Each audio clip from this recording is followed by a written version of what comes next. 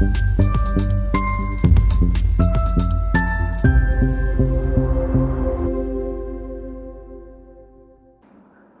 मित्रांनो. राष्ट्रवादी काँग्रेस पक्ष पवार मुक्त होणार का, अशा प्रकारचं विधान केलं तर कोणाला ते खरं वाटणार नाही. कारण राष्ट्रवादी काँग्रेस पक्षच शरद पवार किंवा त्याच्यानंतर अजित पवार या नावांभोवती उभा राहिला होता. अन्यथा तसं काही त्या पक्षाला स्वतःचं अस्तित्व नाही, स्वतःची ओळख नाही, स्वतःची विचारधारा तर कधीच नव्हती. आणि शरद पवारांना आधारवड मानून बाकीच्या पारंब्या त्या आधारवडाला लटकणाऱ्या असा मिळून तो राजकीय पक्ष होता. त्या आधारवडाचं आणि वटवृक्षाचं आता एका झुडपात रूपांतर होत असताना राष्ट्रवादी काँग्रेसमध्ये पवारांचं स्थान डळमळीत झालं आहे का? आणि पवार म्हणजे इथे फक्त शरद पवारांचा विषय नाही आहे. शरद पवार एकीकडे आणि दुसरीकडे सुनेत्राताई पवार यांचंही स्थान डळमळीत झालं आहे का? का त्यांना देव्हाऱ्यात बसवून बारभाई कारस्थान, एक पक्ष स्वतःच्या ताब्यात ठेवणं, पक्षाचं कार्यकारी नियंत्रण स्वतःच्या ताब्यात ठेवणं, त्याचे प्रयत्न चहूबाजूंनी होत आहेत का, अशी शंका येऊ लागलेली आहे. अर्थातच काय होतं याचे वेगवेगळ्या राजकीय विश्लेषकांनी त्यांच्या बौद्धिक कुवतीनुसार, त्यांच्या विचारधारेनुसार, त्यांच्या खाल्लेल्या मिठानुसार अर्थ लावायचा प्रयत्न केलेला आहे. पण घडामोडी बघा काय घडतात. ही चर्चा अनेक आठवड्यांपासून सुरू आहे की संसदेच्या पावसाळी अधिवेशनाच्या सुरुवातीला काही मोठी घटना होणार आहे. मोठी घटना म्हणजे शरद पवार भाजपसोबत येणार आहेत अशी दबक्या आवाजात चर्चा सुरू आहे.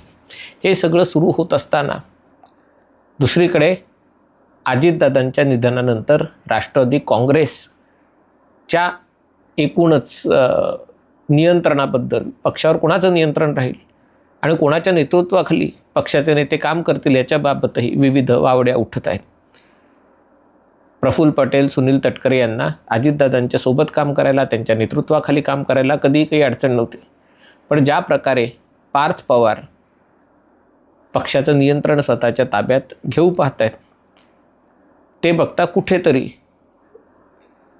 अजितदादांचे कुटुंबीय जय पवार, पार्थ पवार, सुनेत्राताई पवार आणि अजितदादांच्या बंडातले महत्त्वाचे शिलेदार प्रफुल्ल पटेल, सुनील तटकरे इतर यांच्यामध्ये काहीतरी बिनसल्याचा वास, संशय गेले अनेक आठवडे येतो. आणि त्यानंतर ज्या प्रकारे सुनेत्रा वहिनींनी पक्षावरची आपली पकड आणखीन घट्ट करण्याचा प्रयत्न केला, पार्थ पवारांनी पकड घट्ट करण्याचा प्रयत्न केला, त्याच्यातनंच असं जाणवत होतं की ही गाडी कुठेतरी आता, मी असं नाही म्हणणार क्रॅश होणार आहे, पण काहीतरी ती सरळ रस्त्याने जात नाही आहे हे स्पष्ट होत होतं. दुसरीकडे शरद पवारांच्या बाबतीतही ही गोष्ट अनेक महिने, अनेक वर्ष चालू आहे. जयंत पाटील भाजपासोबत जाणार आहेत ही गोष्ट तर गेली 2 वर्ष चर्चिली जाते, चघळली जाते. तसं काही झालं नाही. पण काल रात्री अचानक मुख्यमंत्री देवेंद्र फडणवीसांच्या घरी ईश्वरपूर, पूर्वी त्याचं नाव इस्लामपूर होतं, त्या ईश्वरपूरमधल्या नगराध्यक्षांना जातीच्या आधारावर, म्हणजे खोटी जात प्रमाणपत्र का अन्य कुठल्या कारणासाठी बाद ठरवण्यात आलं. आणि तो प्रश्न उपस्थित करायला जयंत पाटील रात्री उशिरा देवेंद्र फडणवीसांना भेटायला गेले. आता योगायोग असा होता की जयंत पाटील तिथे गेले असता तिकडे प्रफुल्ल पटेल आणि सुनील तटकरे होते. आणि त्यामुळे चर्चांना उधाण आलं की आता नेमकं होतं आहे काय की शरद पवारांच्या पक्षातले जे 10, प्रचंड मोठा आकडा आहे 10 हा, त्या 10 वाजून 10 मिनिटाचं घड्याळ असतं. पण त्या 10 आमदारांपैकी 9 आमदार भाजपासोबत जायला अनुकूल असल्याची चर्चा. आता त्या 9 आमदारांमध्ये जो एक आमदार वेगळा आहे भाजपासोबत ज्याला जायचं नाही आहे, त्याच्यामध्ये जितेंद्र आव्हाड आहेत का रोहित पवार, याच्याबद्दल लोकांच्या मनात शंका आहे. नाव रोहित पवारांचं येतं आहे, पण जितेंद्र आव्हाडही जर भाजपासोबत जायला उत्सुक असतील तर भाजपाचं कल्याण होणार आहे, याच्यामध्ये काही शंका नाही आहे. आणि त्यामुळे ही चर्चा एकीकडे सुरू आहे. आणि मग ती चर्चा सुरू झाली तर जयंत पाटील काय उगाच जातील का? जयंत पाटील गेले तर अर्थमंत्रीपद त्यांना मिळालं पाहिजे. अर्थमंत्रीपद त्यांना मिळालं पाहिजे तर मग सुनेत्रा वहिनींना काय, हा देखील प्रश्न निर्माण होतो. कारण अजूनही मुख्यमंत्री देवेंद्र फडणवीसांनी अर्थ खात्याची जबाबदारी सुनेत्रा वहिनींकडे दिलेली नाही आहे, कारण अर्थ विभाग हा काही सत्तेच्या वाटे करून त्यातला एक वाटा आम्हाला हवा म्हणून आम्हाला अर्थ मंत्रालय पाहिजे असं करून चालत नाही. महाराष्ट्रासारख्या राज्याला आर्थिक शिस्त लावणं, त्याच्यासाठी अर्थ खात्याचा वापर कुशलतेने करणं आवश्यक असतं. ते अजितदादा करत होते. सुनेत्रा वहिनींना ते जमेल याची काही शाश्वती नाही. जयंत पाटील तर तसे देवेंद्र फडणवीसांच्याच मर्जीतले, विश्वासातले आणि जवळचे, अनेक वर्षांपासून, अगदी आजची कालची गोष्ट नाही आहे. आणि त्यामुळे जयंत पाटील यांच्या अर्थमंत्री म्हणून वकुबाबद्दल साक्षात देवेंद्र फडणवीसांना पण विश्वास आहे. आणि त्यामुळे मग ही चर्चा रंगायला लागली की कुठेतरी एकीकडे तटकरे आणि पटेल आणि इकडे जयंत पाटील काही बंड घडवून आणण्याचा प्रयत्न करतायत का. दोन्ही पक्षांमधले बिगर पवार नेते एकत्र आले म्हणजे ते काही शरद पवारांना दूर सारणार नाहीत, ते काही सुनेत्रा वहिनींना दूर सारणार नाहीत, पण त्यांचा प्रयत्न असा असेल की पवार कुटुंबियांना देवाऱ्यात बसवून, त्यांचा आता तर्कवादी विचारांना देवारा वगैरे, देव वगैरे हे सगळं मान्य आहे की नाही माहिती नाही, पण पक्षाचा कारभार स्वतःच्या हातात घेणं, शरद पवारांना मार्गदर्शक मंडळात ठेवून त्यांचं मार्गदर्शनाखाली काम करणं, असं काही होऊ शकेल का. आता जी चर्चा समोर येते सुप्रिया सुळेंच्या वक्तव्याची की येत्या पावसाळी अधिवेशनात जर महिला आरक्षण विधेयकात राज्यांचा कोटा 50% वाढवला तर मग राष्ट्रवादी त्या दृष्टीने वाटचाल करू शकेल. फक्त राष्ट्रवादी नाही, आता अशी चर्चा आहे उबाठा सेना ही आणि DMK सारखे पक्ष येऊ शकेल. असं जर होतं तर मग गेल्या विशेष अधिवेशनात या पक्षांना असं का वाटलं नाही हा प्रश्न आहे. तेव्हा तमिळनाडूचे निकाल लागायचे होते आणि त्यामुळे DMKला तसं वाटलं नाही. त्यांना तेव्हाही वाटत होतं की आपण जिंकून येऊ आणि तमिळ अस्मितेच्या नावावर आपली चूल पेट्टी ठेवू शकू. पण आता विजयानंतर DMKच्या मनात अस्वस्थता आहे, कारण DMK हा पक्ष देखील सत्तेशिवाय जगू शकत नाही. तीच गोष्ट राष्ट्रवादी काँग्रेसची आहे.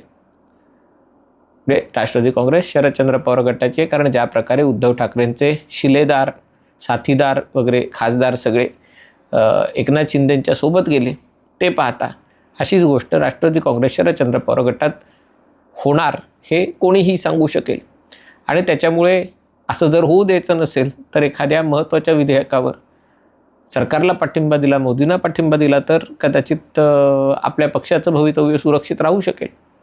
आणि त्यामुळे मग म्हणजे बघा, दोन्ही पक्षांचे मिळून फारसे काही आमदार खासदार नसतानाही चर्चेचा झोत मात्र या दोन्ही पक्षांवर, त्यांच्या राष्ट्रवादी काँग्रेस आणि राष्ट्रवादी काँग्रेस शरदचंद्र पवार गटावर आहे की आता काय होणार, दोन्ही पक्ष एकत्र येणार का दोन्ही पक्ष स्वतंत्रपणे भाजपला पाठिंबा देणार किंवा NDAला पाठिंबा देणार, राज्यात महायुतीला पाठिंबा देणार, सत्तेत समांतर वाटा, समांतर मार्गक्रमण करणार. एकीकडे अजितदादांच्या राष्ट्रवादीकडे त्यांची जी खाती आहेत ती सुनेत्रा वहिनी आणि इतरांना मिळणार, जयंत पाटील अर्थमंत्री होऊन राष्ट्रवादी काँग्रेस शरदचंद्र पवार गट वेगळा सोबत येणार. आणि हा सस्पेन्स कायम असला की नेमकं कसं होणार, पण काय होणार याच्याबाबत स्पष्टता आता येऊ लागलेली आहे. अर्थात ह्या सगळ्यामुळे पुरोगामी पत्रकार विचारवंतांची मती गुंग झालेली आहे, कारण आता बोलायचं काय, शेवटचा आधार होता आधारवाडाचा, तो आधारच आता दिसेनासा झालेला आहे. आणि त्यामुळे मग हे कसं सादर करावं चटपटीत, रसरशीतपणे, तर त्यामुळे मग सादर करण्यासाठी देवेंद्र फडणवीस आणि एकनाथ शिंदे यांच्यामधून कसा विस्तव जात नाही.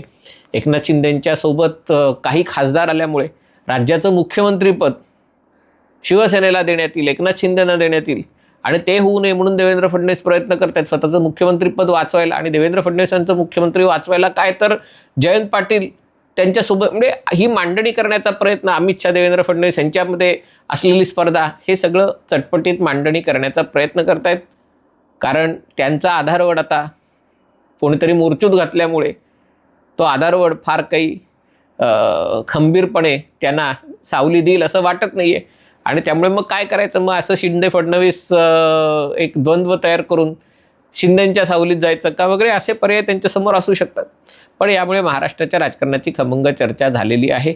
एकीकडे प्रफुल्ल पटेल, सुनील तटकरे आणि आता त्यांच्या जोडीला जयंत पाटील एकत्रितपणे देवेंद्र फडणवीसांना भेटत असतील तर पेशवाईत काय घडलं ते राहू दे, पण अशा प्रकारे एक बारभाई कार्यस्थान करून राघोबा दादांना दूर ठेवायला सत्तेपासनं असा काही प्रयत्न सुरू आहे का, ही शंका येते.